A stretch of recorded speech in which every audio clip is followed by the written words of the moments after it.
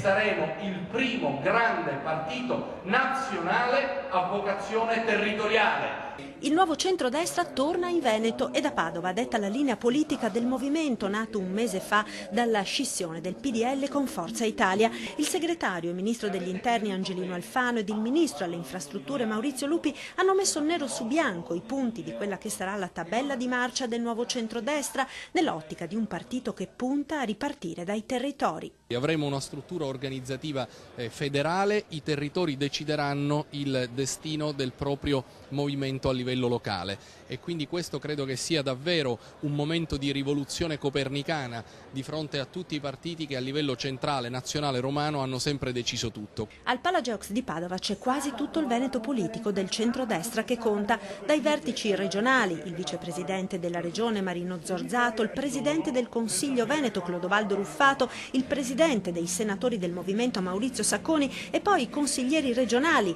10 su 17 si sono già schierati con Alfano e molti amministratori locali, oltre a militanti e simpatizzanti giunti dalle 7 province venete per sentire quali saranno l'organizzazione e le linee guida del movimento nato dal divorzio con Berlusconi. Vogliamo che ci sia un circolo come unità di base,